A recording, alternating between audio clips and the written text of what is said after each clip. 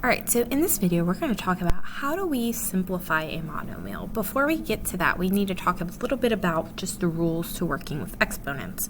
Remember in class, I did discuss that if the rules just don't stick, then always just expand what it means to be a to the second or a to the third as a times a times a, and you'll still be able to get it that way. But the rules just give it just a little bit quicker, especially, but you need to understand where they're coming from. So, first of all, the product rule of exponents says that if I'm multiplying two things that have the same base, so if I have a to the m multiplied by a to the n, well, they have the same base. I can make this simplified by just doing a to the m plus n and adding the exponents.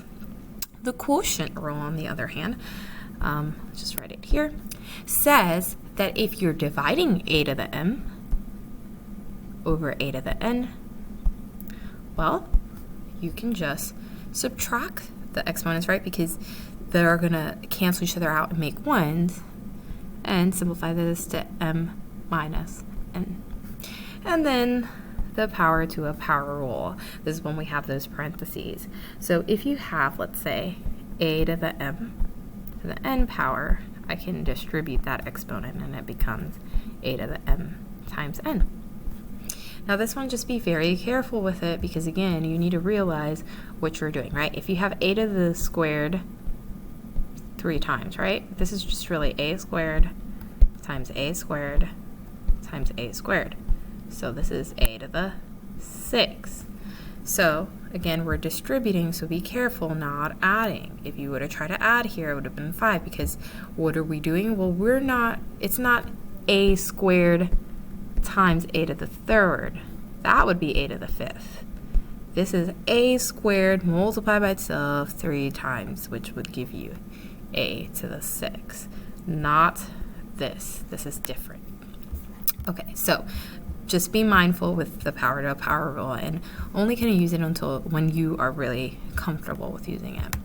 All right, so let's talk about this first question. In this first question, all we're doing is we're multiplying these two monomials, and we want to simplify it. So again, here, first I would just multiply 4 times 6, so that's 24. Then we have a squared times a. If you remember, there's a multiplied by itself 2 times, and then multiply it one more time, so I get a to the 3rd. Then b to the 3rd multiplied by b to the 2nd. I have b multiplied by itself 3 times, multiplied by itself 2 more times. So that'd just be a total of 5 times. So it's just a b to the 5th. So if you notice with the a's, all I did was add up the exponents. If there's no exponent on it, we're assuming it's 1. And with b, I added up the exponents as well. 4 times 6 is still just what it was before. It's 24. Okay, now here we're dividing. So we have 3 divided by 6, which is simplified to 1/2. And then here I have p to the 3rd divided by p to the 2nd. So basically, remember, I have 3 p's on my numerator and 2 p's on my denominator. The 2 p's on the denominator cancel out 2 on the numerator, and so I'm just left with 1 p on the numerator. So if we use the rule, 3 minus 2 is 1, which is just p to the 1st, which is p. Okay, now let's look at my q's. On the top, I have q to the 4th times q to the 2nd. So that's just q to the 6. So I have q multiplied by itself 6 times, divided by 1. That means one of them is going to cancel. And I'm just left with q to the 5th. And we're done with this problem. Now, my next problem has some parentheses here. Basically, this is 1, so it really doesn't do anything. It's just 3xy. Now here, this means I am multiplying this by itself twice. So let's expand that out. And we have 2xy squared multiplied by 2xy squared again.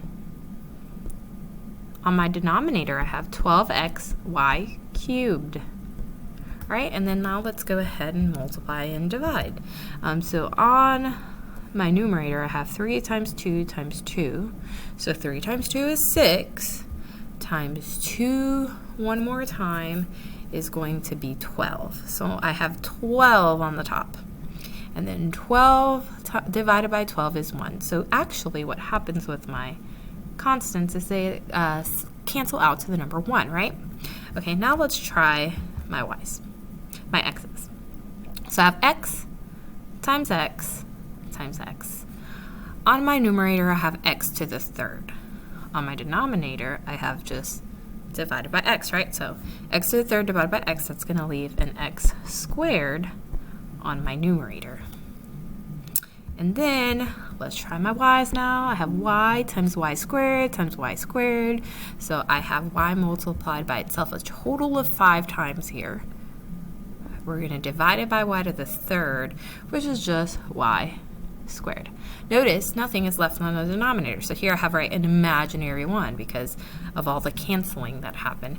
So I just don't need to write anything. And so, like I said in class, sort of like a joke, is that I'm just going to make this into a box that circles my answer.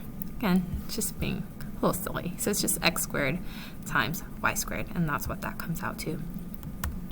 Okay, and then now this one, the whole thing needs to be squared. And in class, we kind of talked about this, and we were like, well, obviously we can go ahead and off the bat write the top twice, the numerator twice, and the denominator twice, right? But that would just make it really long. So we said, let's simplify the inside first because they're all together. They're all inside the parentheses. It's not like here where first, like, I had to do my numerator because my numerator was the only one being squared. But here, both the numerator and the denominator are being squared, so they're together, and I can simplify it first and then square it. So on the top, I'm going to have 3, and then on the denominator, I'm going to have 5 because that doesn't simplify. Okay, now I still have my parentheses because I haven't squared it yet, so we're going to square it in a second. And then first, let's talk about what happens with my a's. So these are my a's. I have one a on the top and then an a to the third on my denominator. So that just becomes an a squared. With my b's, same thing. B to the second divided by b to the seventh. Well, those two are going to cancel out 2 on the bottom, and so I'm just left with b to the fifth. And then here I have c to the fifth divided by c to the seventh. So again here, I have more c's on my denominator, so that's where they're going to stay. And I'm just going to be left with 2 after they cancel. Now let's square this. So that just means that on the numerator, I'm multiplying 3 by 3. On the denominator, I'm multiplying 5a squared b to the fifth c squared times 5a squared b to the fifth c squared. And you get 9 on the top, on the numerator, sorry, and then 5 times 5 is 25. My a squares become a to the fourth. My b to the fifth times b to the fifth, well, that means b to the 10th. And then c to the second times c to the second is just c to the fourth. And that's it. So I have one of each variable, and everything is as simplified as it can get. And we are done. All right, so I hope you found